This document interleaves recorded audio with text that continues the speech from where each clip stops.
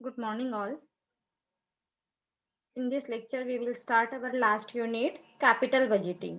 First of all, we will clear all theoretical concept regarding capital budgeting. Okay, and then we will start our practical problem. So, first thing, we will clear what is mean by capital budgeting. So, capital investment involve a large expenditure to purchase fixed asset like machinery, etc. Organisation मध्ये capital budgeting हे काय घेतलं important दिलं जातं ह्या गोष्टीला कारण आपण काय करतो तर a capital invested involve a large expenditure to purchase fixed asset like a machinery. म्हणजे जेव्हा आपण कॅपिटल इन्व्हेस्टमेंट करतो तर त्याचं इंटेन्शन काय असतं जे आपले मोठे एक्सपेन्सेस आहेत हे यामधून कुठेतरी रिकव्हर झाले पाहिजे किंवा कॅपिटल इन्व्हेस्टमेंट त्यासाठी युजफुल झालं पाहिजे. फॉर एक्झाम्पल मशिनरी परचेस करायची आहे तर मशिनरी परचेस करण्यासाठी आपल्याला ह्यूज अमाऊंट लागणार आहे, लार्ज अमाऊंटची रिक्वायर असणार आहे. That is why organisation prefer investment. It's very simple thing, right? मग काय सांगायचं आहे बघा, such investment is expected to give benefit for many year in future. आणि इन्व्हेस्टमेंट आपण कुठे करतो, ज्या ठिकाणी इन्व्हेस्टमेंट केल्यानंतर त्याचे बेनिफिट हे फ्युचरमध्ये बरेच दिवस किंवा बरेच इयर आपल्याला मिळतील अशा ठिकाणी आपण इन्व्हेस्टमेंट ही केलेली असते. So this is an important decision for the management. आणि म्हणून हा मॅनेजमेंटसाठी काय असणार आहे, it's very important decision. The amount involved a large and effect of investment will last for long period. आणि जी अमाऊंट आपण इन्व्हेस्ट केलेली आहे त्याची इफेक्ट हे कशी असायला हवे तर लॉंग पिरियड साठी असणं महत्वाचं आहे. Such decision can not be change easily. आणि जे कॅपिटल डिसिजन आपण घेतो ते इझिली चेंज करता येऊ शकतात का? ऑब्विसली नाही, कारण त्यासाठी आपण खूप विचारपूर्वक ते डिसिजन घेणं महत्वाचं आहे, कारण हे लॉंग लास्टिंग डिसिजन असणार आहे. Then that is why here we prefer the capital budgeting. So some example of capital investment decision. म्हणजे आपण कॅपिटल इन्व्हेस्टमेंट डिसिजन घेण्यासाठी काही एक्झाम्पल सांगितले जातात. So purchase of equipment or land and building in order to expand or diversify the business. म्हणजे आपल्याला काय करायचे आहे, लँड परचेस करायची आहे किंवा एखादी मशिनरी परचेस करायची आहे, एखादी बिल्डिंग परचेस करायची आहे. That time we will prefer the capital investment or capital budgeting, right? Then replacement of manual process with the mechanized one. आणि एखादी प्रोसेस जर आपल्याला काय करायची आहे, रिप्लेस करायची आहे, that time we require huge amount और large amount. That is why we will prefer the capital budgeting और capital investment. as well as choosing between alternative machine, expenditure for the research and development program and expenditure for the advertising campaign. तर हे जे expenses आहेत त्यासाठी आपल्याला capital बजेटिंगचा study करणं किंवा capital budgeting हे महत्वाचं असतं. तर काही त्याचे डेफिनेशन दिलेले आहेत, what is mean by capital budgeting ते बघा काय आहेत. Capital budgeting describe the firm formal planning process for the acquisition and investment of capital. पहिली गोष्ट काय सांगितलेलं आहे, capital budgeting is the formal planning process for the acquisition and investment of capital. Investment of capital करण्यासाठी ही एक formal process आपल्याला करणं महत्वाचं असतं. This is called the capital budgeting. As well as capital budgeting is the long term planning. Capital budgeting काय आहे, it is the long term planning for making and financing proposed capital outlet. आणि यामधून आपल्याला काय financial outcome मिळणं महत्वाचं आहे. This is called the simple thing, it is the capital budgeting. So features of capital budgeting काय सांगितलेलं आहे बघा नेक्स्ट पार्ट मध्ये. Features and importance of capital budgeting. So first आहे involve large amount. Since the expenditure involve a relatively large expenses हे कसे असणार आहे, यामध्ये अमाऊंट जी आपण इन्व्हेस्ट करणार आहोत ही कशी असणार आहे तर लार्ज असणार आहे. So it involve is the relatively large. Wrong decision may have serious subsequence consequence. आणि रॉंग डिसिजन नक्कीच तुम्हाला काय करणार आहे तर इथे लॉस हा देऊ शकते. दॅट इज वाय कॅपिटल बजेटिंगचा डिसिजन घेणं हे कसं आहे, थोडंसं कॉम्प्लिकेटेड आहे किंवा राईट डिसिजन घेणं काय असणार आहे, थोडं डिफिकल्ट असू शकेल. आणि असं कारण यामध्ये आपली लार्ज अमाऊंट ही इन्व्हॉल्व असते, that's why. Second, involve long period. The period over which the benefit will be received is quite long. Period obviously आता तुम्ही जास्त इन्व्हेस्टमेंट तिथे प्रेफर करताय तर त्याचं टाइम ड्युरेशन सुद्धा काय असणार आहे, तितकं जास्त असणार आहे. कमी टाइम मध्ये तुम्हाला जास्त बेनिफिट ऑब्विस नक्कीच नाही मिळणार आहे. तर कॅपिटल इन्व्हेस्टमेंट मध्ये किंवा कॅपिटल बजेटिंग मध्ये काय असणार आहे, पिरियड हा लॉंग असणार आहे. Hence a businesses has to suffer for any mistake for many years. आणि यामध्ये काही मिस्टेक होण्याची पॉसिबिलिटी सुद्धा असू शकते, right. So uncertainty, since benefit will arise in future, the outcome of decision is uncertain. Such benefit will arise in future, the outcome is decision is uncertain. Decision कसे असणार आहेत तर अनसर्टन असणार आहेत, कारण याचे जे बेनिफिट आहेत हे कसे असणार आहेत तर फ्युचर मध्ये असणार आहेत, राईट.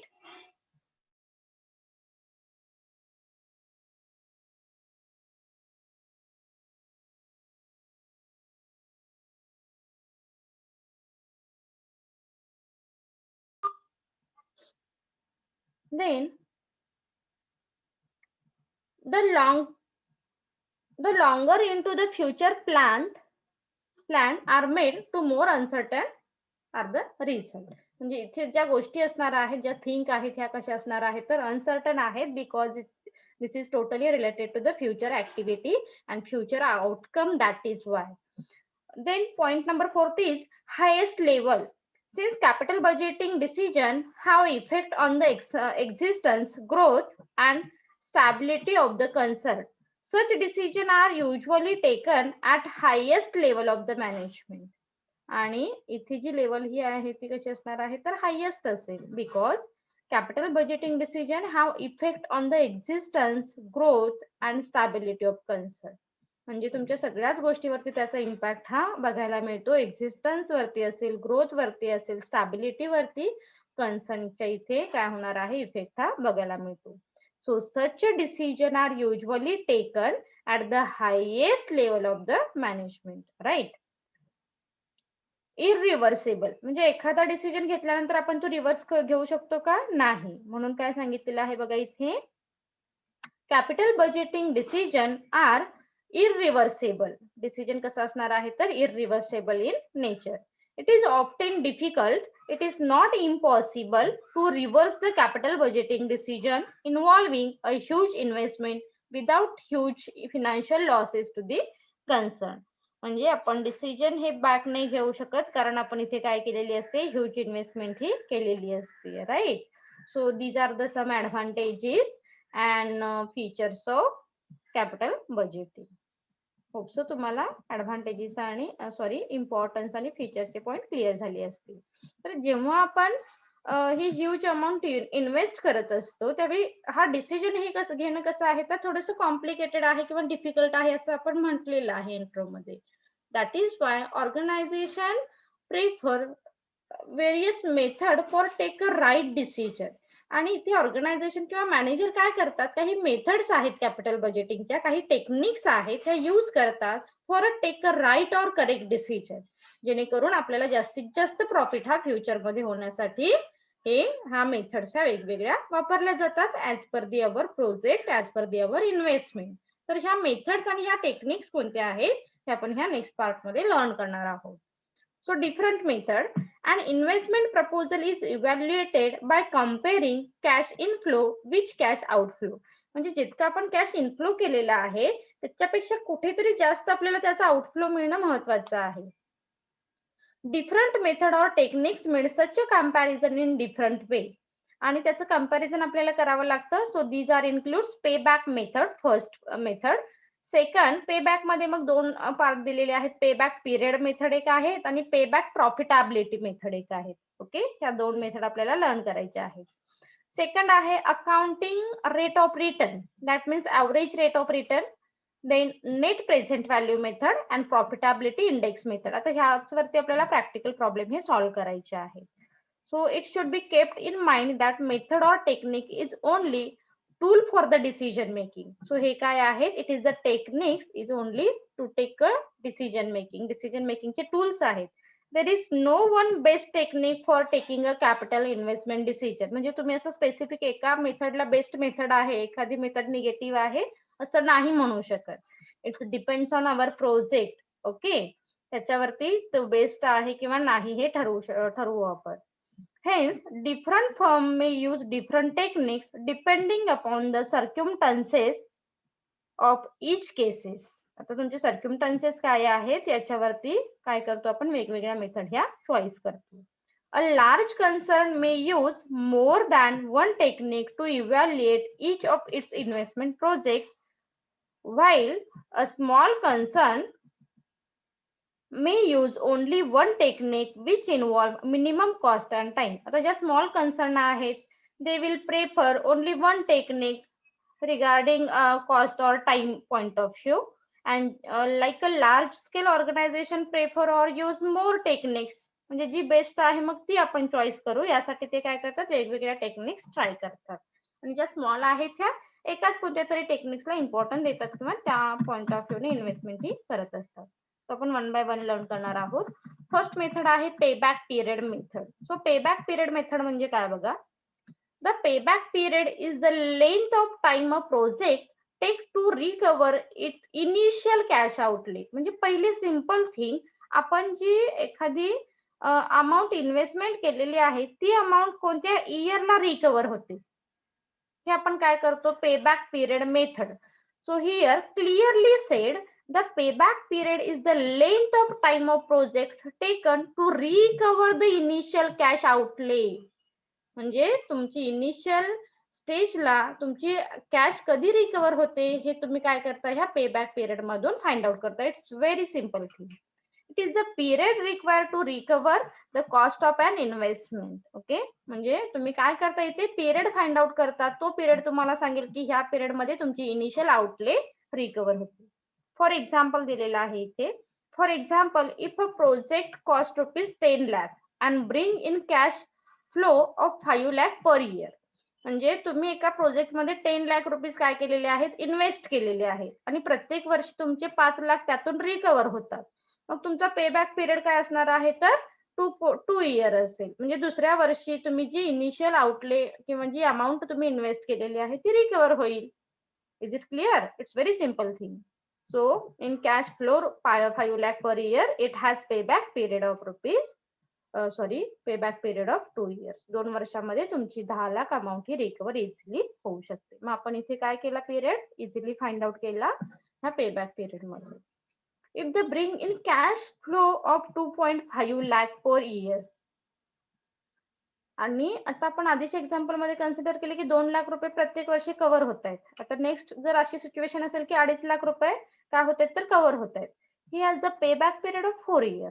म्हणजे तुमचा पिरियड किती असणार आहे 4 इयर. कारण 2.5 2.5 2.5 2.5 असे जेव्हा 4 एकत्र केले जातील तेव्हाच तुमचे 10 लाख काय होणार आहेत रिकव्हर होणार आहेत. It's simple thing.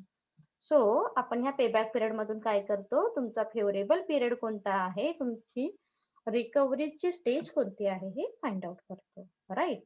The shorter the payback period the more favourable is the project. आता हे लक्षात ठेवा महत्वाचं. तुमचा पेबॅक पिरियड हा कोणता फेवरेबल असणार आहे की कमीत कमी पिरियड मध्ये तुमची इनिशियल आउटले रिकव्हर झाली पाहिजे. म्हणजे आता इथे 2 एक्झाम्पल दिलेले आहेत. पहिल्या सिच्युएशन मध्ये तुम्हाला एका वर्षी काय होतंय 5 लाख रुपये कव्हर होत आहेत. दुसऱ्या वर्षी परत 5 लाख. म्हणजे 2 वर्षामध्ये तुम्ही जेवढी अमाऊंट इन्व्हेस्टमेंट केलेली आहे ती रिकव्हर झाली.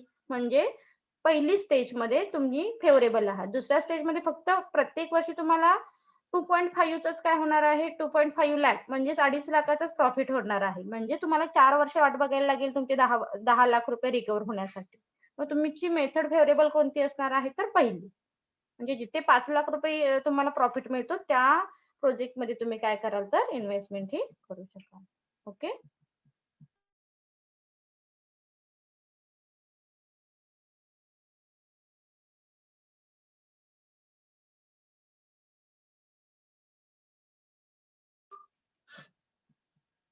देन फॉर्म्युला दिलेला आहे payback period. In case of project having equal annual inflow, the payback period can be calculated dividing cash outlay by annual cash inflow as below. So payback period चा formula आहे cost of investment, तुम्ही किती investment केलेली आहे divided by cash inflow per annum. Okay, cash inflow per annum काय करा तुम्ही तिथे ऍड करा आणि ऍज पर दी फॉर्म्युला मग तुम्ही फाइंड आउट करा की तुमची अमाऊंट कोणत्या इयरला रिकवर होणार आहे.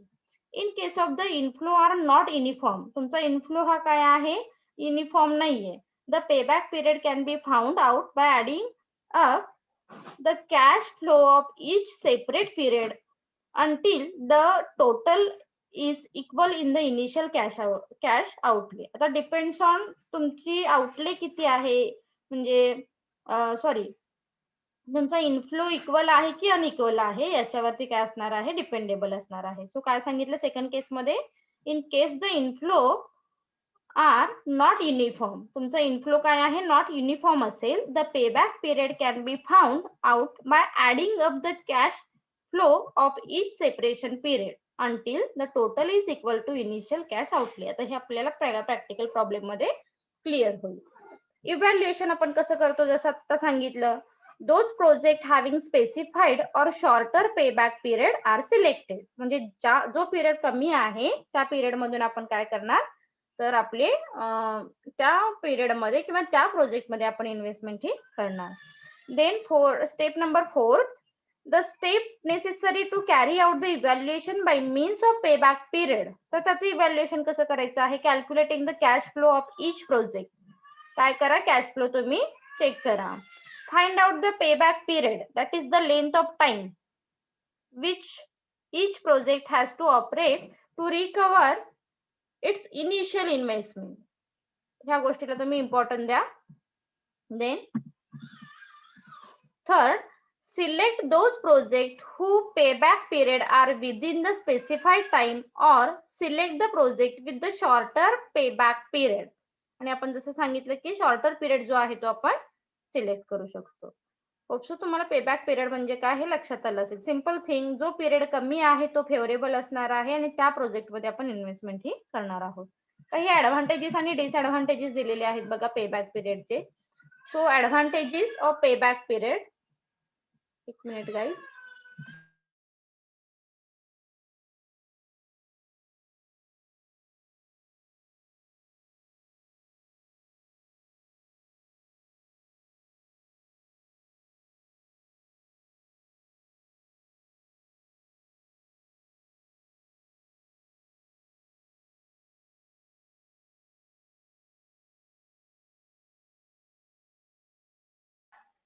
सो काही ऍडव्हान्टेजेस आणि डिसएडव्हान्टेजेस दिलेले आहेत.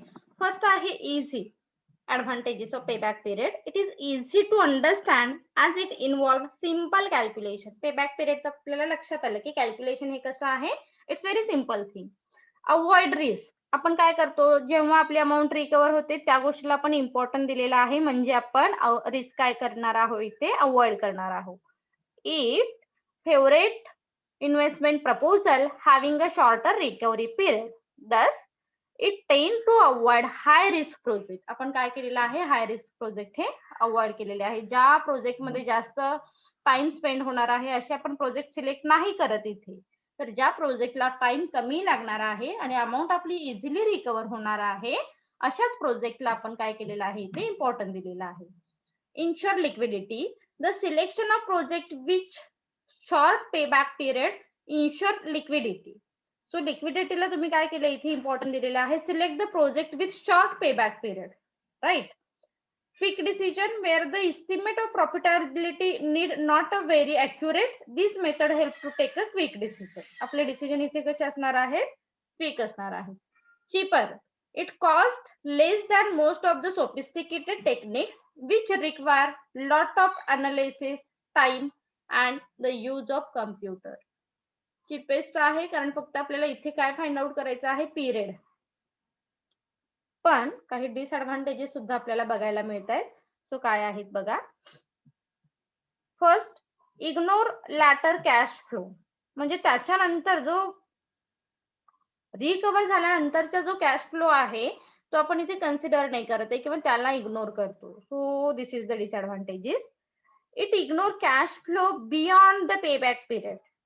It thus ignore long project through they may generate substantial cash flow in latter year. आणि त्याच्यानंतरचा जो कॅश फ्लो आहे आपण काय केलेला आहे इथे कन्सिडर नाही केलेला किंवा इग्नोर करतो. Ignore time value of money. It does not take into account the time value of money as the give equal value to each rupee of profit where it is the earned in year first or 5. And last, arbitrary. The selection of the time period within each an acceptable project must recover its cost is arbitrary. आणि हे arbitrary मुळे काय आहेत असे काही disadvantages आपल्याला बघायला मिळतात. Right. So these are some advantages and disadvantages of payback period. तर त्याच्यानंतरचा पार्ट आहे पेबॅक प्रॉफिटेबिलिटी. काय आहे बघा पेबॅक प्रॉफिटेबिलिटी.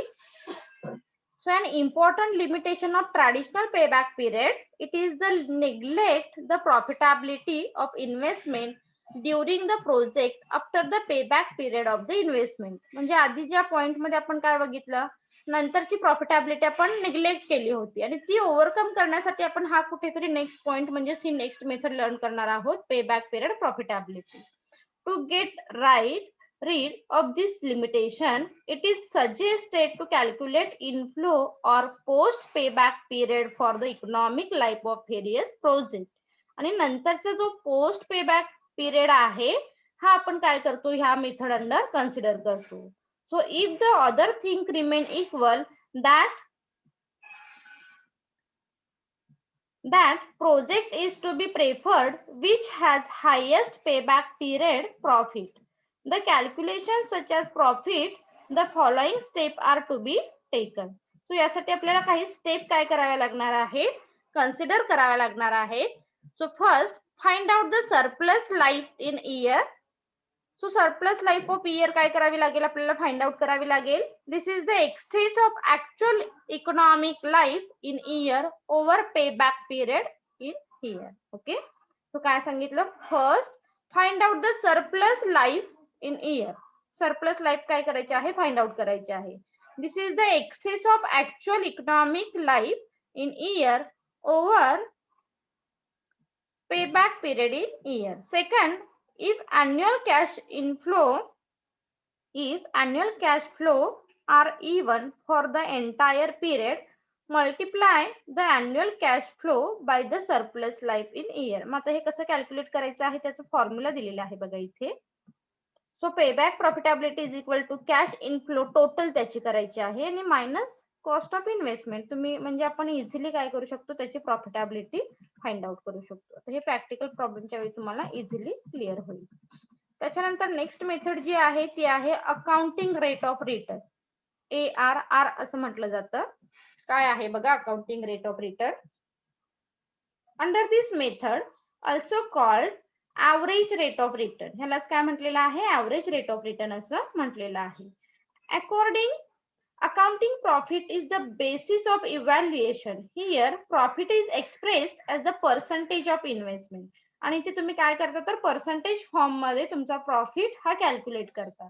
सो ARR त्याचा फॉर्म्युला दिलेला आहे इथे. Accounting rate of return is equal to average profit after tax divided by average capital investment into 100. So this is the basic simple formula हा तुम्हाला इथे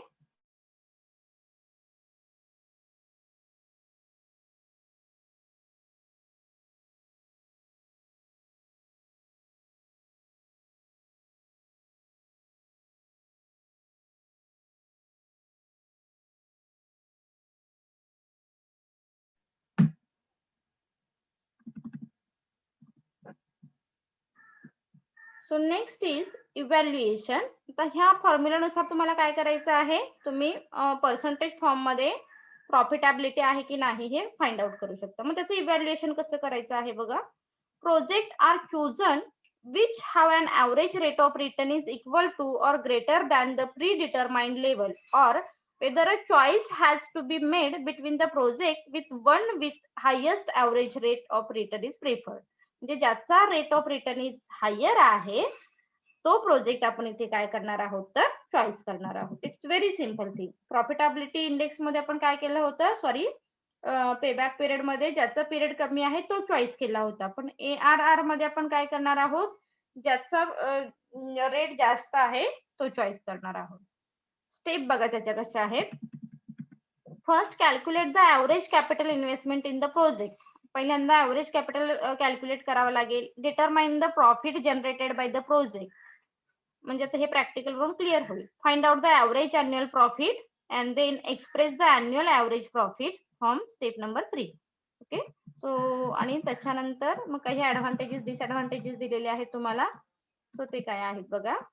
सम advantages and some disadvantages.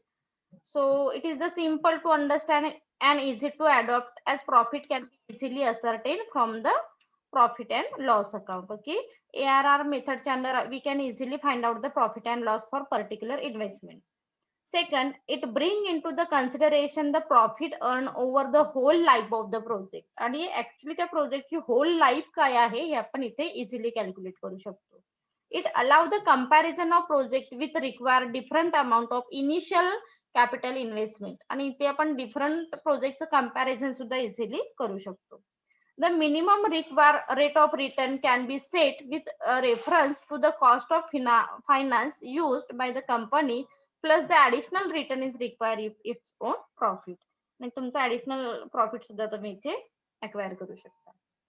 But here we face some disadvantages under ARR. So त्याचे disadvantages काय आहेत बघा. It is based on the accounting profit and not on cash flow. Accounting profit वरून आपण काय करतोय तर profitability find out करतो. So profit are not cash flow.